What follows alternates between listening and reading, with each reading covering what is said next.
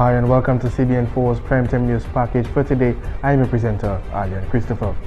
First up today, the annual Almas Festival organized by the Cultural Division will take place at St. Joseph Plainfield this coming Sunday, February 4th, 2018. The festival will start with a parade from the Caleb Laura Primary School. Here's some more details. The culture stages the Almas Festival as a way of preserving and promoting Dominica's rich traditional mass culture. This year is no different. Despite the destruction brought about by Hurricane Maria, it is a testament that Dominica and Dominicans are stronger than any Category 5 hurricane. Hurricane, once we set our minds and hearts to something. Although most of the bands have lost their costumes, instruments, and some of them their homes, they have said to us, the Cultural Division, that the Almas will go on and culture can never die. So this year, the festival will be held on Sunday, February 4th in St. Joseph, St. Joe City, which is known for its vivid and lively Almas tradition of Sensei and Lapo Cabrit. The event's proceedings will begin with a parade from the Caleb Laura Primary School to the St. Joseph playing field at 3 p.m. where the various traditional groups will perform. A number of groups are scheduled to perform at the Almas Festival, which will also include a special appearance by Calypsonian and semi-finalist Lugas. The 15 bands participating, and they are the Kalinago Traditional Mass, St. Joseph Sensei, Cassibrus Negmawa, Cassava Peace, Sakis Lapo Cabrit, Saint-Sauveur Primary, Fire Stick, St. Mary's Primary, Gota Lapo Cabrit, Mahobuyo Lapo Cabrit, Africulture Stilt Walkers, Colio Band Move, Good Hope Black Devils, Bacchanal Women, Big Bottom Ladies, and Sugar Fire. We would like to thank all the 15 bands for participating, Discover Dominica Authority and the Dominica Festivals Committee for collaborating with us, and Springfield Trading Limited for sponsoring the event. The Almas Festival promises to be very exciting and colorful carnival event filled with fun and entertainment for the entire family. The general public is therefore invited to participate in this sensational carnival event on Sunday. And the leading Booyah band here in Dominica, the Triple K Band, has planned a host of activities leading up to Mass Dominic 2018 to commemorate its 20th anniversary. The band's theme for this year's street parade is to revel in peace and fun for Carnival 2018.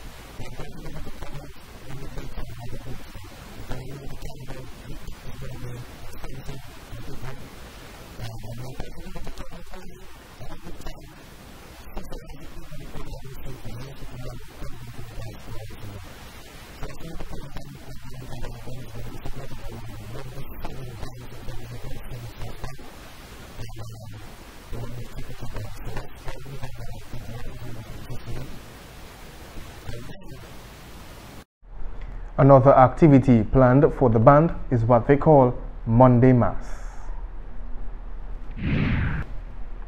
And last week, the parliamentary representative for the Salisbury, Culibistry and Montrachet constituency, Hector John, expressed his concern and disappointment about the assistance to the farmers, stating he disagrees with the way in which it was done. However, Nicholas Esprit, Special Projects Officer in the Ministry of Agriculture, disagrees with the MP's statement. With every good things, people from the opposition always try, particularly Hector. I don't know what fear he has that the effect of the distribution of funds, free money that is, grant money to the farmers, particularly in the Salisbury constituency, what fear he has. As I said before, if I were in the position of Hector John, I would come out, notwithstanding I'm not part of the government system, and thank the government for making $18 million available to the farmers of Dominica. And more specifically, over $1 million is in the Salisbury constituency for spending by the farmers from Salisbury. Esprit notes that he is very disappointed in the decision taken by the member of the opposition party to write to the World Bank in order to prevent the payment of funds to the Dominica government in an effort to assist the farmers. No good out of that, except that UWP is known to be a party which tries to destroy every good thing which is happening for and on behalf of Dominica. Edison James wrote to the Americans to prevent them from assisting in constructing the international airport. Now here we have Hector and the rest of the UWP writing to the World Bank in an effort to try to prevent them from giving Dominica the money to grant out to farmers. So the farmers should note who are their friends and who are their enemies. It is Dominica Labour Party Roosevelt Skerrit who went to the World Bank and negotiated that money for and on behalf of the farmers of Dominica. And it is Hector John and the United Workers Party who's gone to World Bank and asking them to stop the payments of this money to the farmers. So the farmers now have to understand who are their friends and who are their enemies. And it is not by talk, it's by action. And the actions are clear. The actions of Dominica Labour Party is to go out there, negotiate on behalf of the farmers, successfully negotiate on behalf of the farmers, get the money, distribute it out to the farmers. The action of the UWP is to protest and write letters asking that money not be paid to the farmers. So the farmers need to now understand who are their friends and who are their enemies. The Special Projects Officer further stated that the parliamentary representative for Salisbury and other members of the United Workers' Party needs to understand how government works. And stay tuned, there's more news coming up your way right after this break.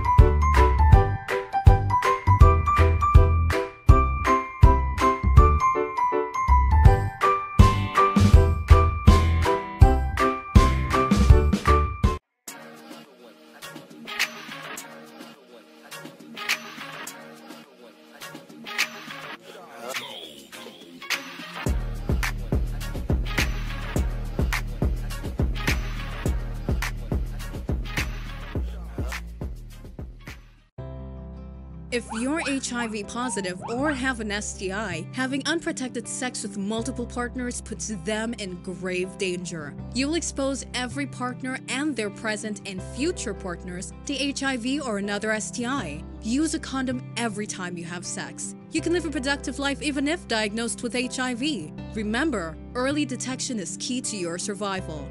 Be responsible, protect yourself and others. Help stop the spread of HIV and other STIs.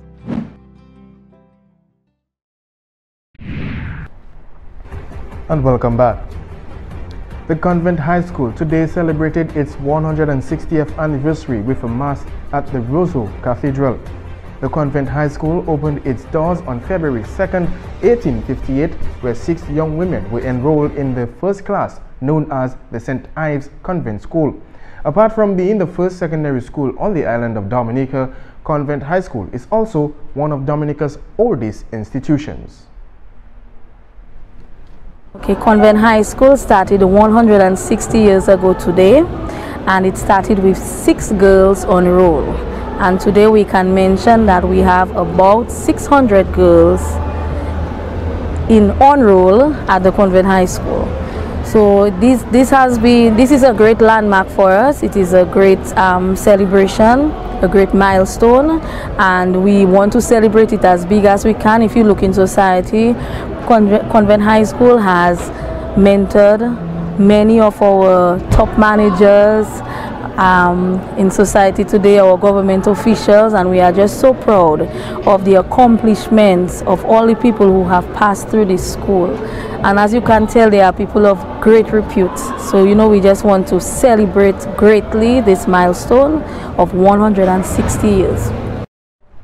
The school was founded by visionary Bishop Veska, second Bishop of Roseau, who contacted a congregation of religious sisters from England to aid him in attaining his dream of providing young women with basic upper-level education and skills. And acting adult education officer Francisca Joseph said that for a number of years the adult education has been working, organizing and implementing programs at the Dominica State Prison. The programs include literacy, academics and skills. Joseph indicated that 14 prisoners wrote the Caribbean Secondary Education Certificate Examinations (CSEC) in English A in 2017. 2 of the inmates got grade 1s, while 1 other inmate got a grade 2. Very, very fortunate to have that kind of relationship for so long.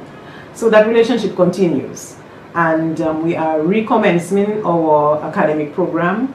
We have what we call it a prison academic program, short PAP, if you wish to call it that. And we are offering, together with the state prison, well, as you know, is under the Ministry of National Security, we are offering classes in Principles of Business and English A this year. And to begin that program, we have an orientation which will take place on the 7th of February right here at the Adult Education Office, where we're going to have the inmates who are writing the exam as well as a member of their family. Why the family members? Because we need to get the family members involved from day one, so they know exactly what is going on, and when the exam time comes around, that they can assist with the payment of the examination fees. So we are hoping that they can be intrusive, because as you know, organizing a prison program will improve and provide employment for a prisoner upon release. They are better skilled, and we're hoping that if we organize those programs and they get themselves involved and they are equipped with skills, it can reduce recidivism. We know that they go out and they go back in. So if they are skilled and they have that information, they can be more accepted into society. They can get a job. It can be better for their own family. So we are working tirelessly with the state prison to get that going, and we're hoping that the classes can begin Ash Wednesday on the 14th of February. We begin classes at the state prison from 8:30 in English and Principles of Business, and hoping that in 2019 that they can write the regional examination set by CXC. Joseph further issued a call to the general public to show support to the program with the inmates and hopes for more volunteered facilitators.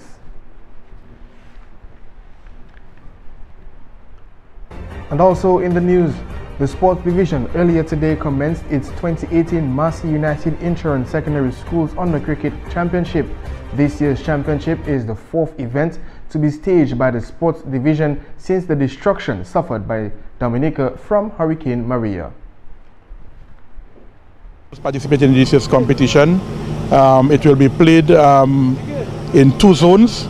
That is five teams in one zone and 4 in the other. This year we are a bit late with the start of the competition, and one can well understand the reasons why. In terms of our programming at the sports division, we were a bit behind with our programming, and as such, due to the late reopening of schools, we were a bit late for our programming. But we are very happy to be on with this year's competition. It is one which has provided opportunities to many young budding cricketers to make their mark on the regional and the international scene. And as recent as yesterday, we saw that we welcome home Mr. Alec Afanas, who himself is a graduate of this competition. Since only last year, he was part of this competition. So it's a very significant occasion for us, and it is one that we are really looking forward to have some real successes coming from this particular competition so that we can move on with our cricket development. This year's championship will once again be supported with sponsorship by Massey United Insurance. Shillingford notes that the sports division welcomes the support at Massey United Insurance and is grateful for their commitment shown towards cricket development on the island. Has been with us for well over 30 years. They have been doing this for over 30 years.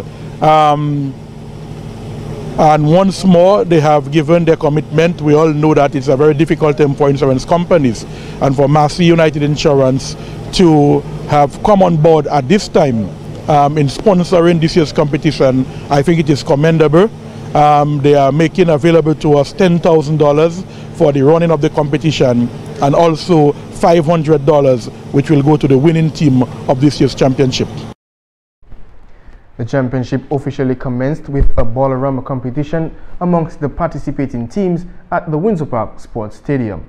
Matches during the league format are expected to be played at the Windsor Park Sports Stadium, the Benjamin's Park, Jolly John Park, Castlebrose Playing Field and the Botanic Gardens.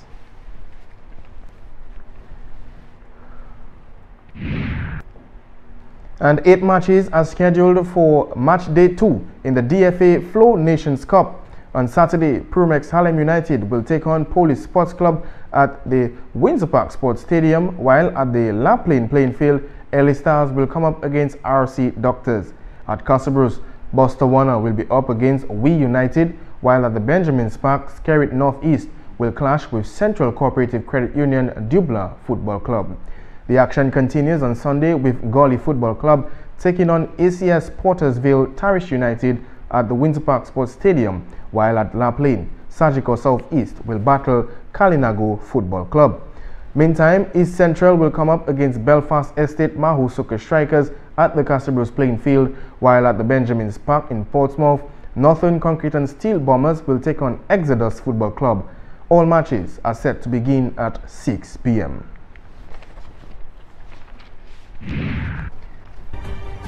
And that takes us to the end of today's Primetime News package. On behalf of the entire CBN4 team, I am your presenter, Allen Christopher, saying thank you for watching.